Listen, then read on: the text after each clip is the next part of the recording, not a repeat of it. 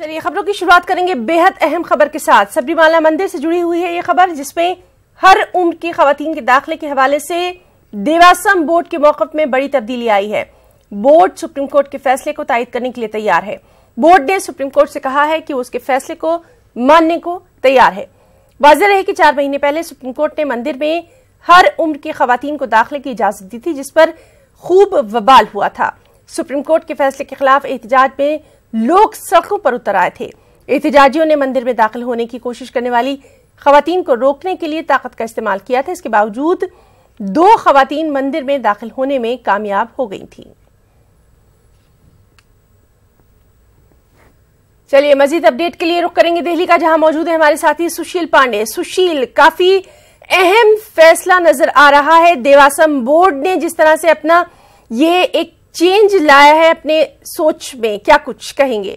जी बिल्कुल, साफ तौर से ये वही देवासम बोर्ड है जिसने यहाँ पर एक एफिडेविट फाइल करते हुए सुप्रीम कोर्ट के उस आदेश की अवहेलना करते हुए ये कहा था कि हम फिलहाल सुप्रीम कोर्ट के उस आदेश को नहीं मानेंगे। लेकिन अब जिस तरह देवासम बोर्ड की तरफ से ये कहा जा रहा है कि हम सुप्रीम कोर्ट के उस आदेश का पालन चाहते हैं, तो ये एक बड़ा यू टर्न है फिलहाल देवासम बोर्ड का। वहीं इंदिरा जयसिंह फिलहाल जो रिप्रेजेंट कर रही थी सबरीमाला मंदिर के एंट्री करने वाली 2 महिलाओं को लेकर, वो फिलहाल कोर्ट में उन्होंने दलील देते हुए साफ तौर से कहा कि सुप्रीम कोर्ट इस पूरे फैसले में कहीं ना कहीं एक असमानता थी, एक लैंगिक विविधता थी और भगवान अयप्पा महिला और पुरुष दोनों को अलग अलग नजरों से नहीं देखते हैं। और जब से ये 2 महिलाओं ने उस मंदिर में एंट्री की है, उसके बाद समाज में जिस तरह उनको देखा जा रहा है, यानी कि एक अलग तरीके से व्यवहार किया जा रहा है, वो कहीं ना कहीं हमारे समाज के उस नजरिए को प्रकट करता है। तो हमें फिलहाल इस चीज पर विचार करने की जरूरत है कि हमारा समाज किस तरफ जा रहा है। ये फिलहाल इंदिरा जयसिंह का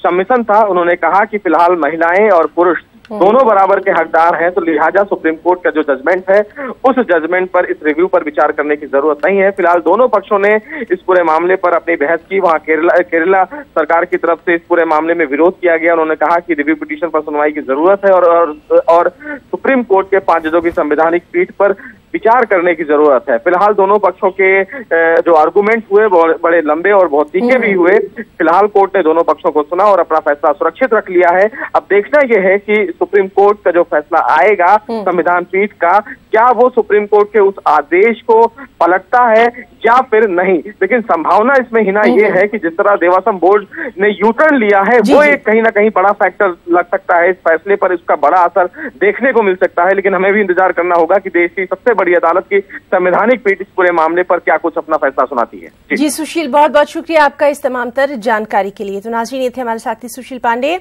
जिनका कहना था कि अब इंतजार है कि क्या कुछ अहम चीजें जो है वो निकलकर सामने आती हैं।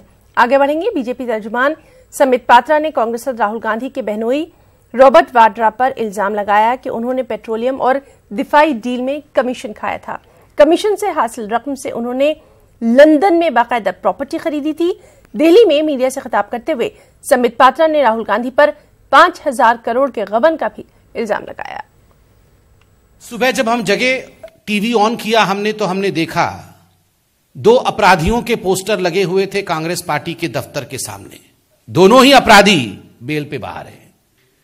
5000 करोड़ रुपए गबन करके नेशनल हेराल्ड केस में और 600 करोड़ रुपए इनकम टैक्स नहीं भर के राहुल गांधी जी अपराधी नंबर 1 और उसी पोस्टर में अपराधी नंबर 2 जो आज पेशी जिनकी हो रही है ईडी के सामने, रॉबर्ट वाड्रा।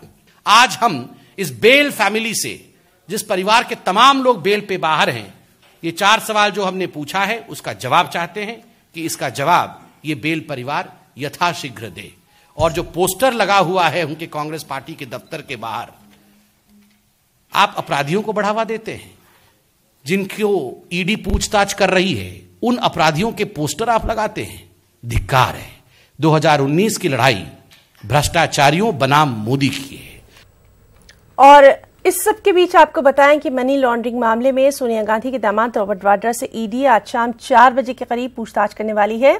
रॉबर्ट वाड्रा दिल्ली में वाक़ इन्फोर्समेंट डायरेक्टरेट के दफ्तर जाएंगे। ईडी ने अभी हाल ही में रॉबर्ट वाड्रा के करीबी दोस्त सुनील अरोड़ा को भी गिरफ्तार किया था।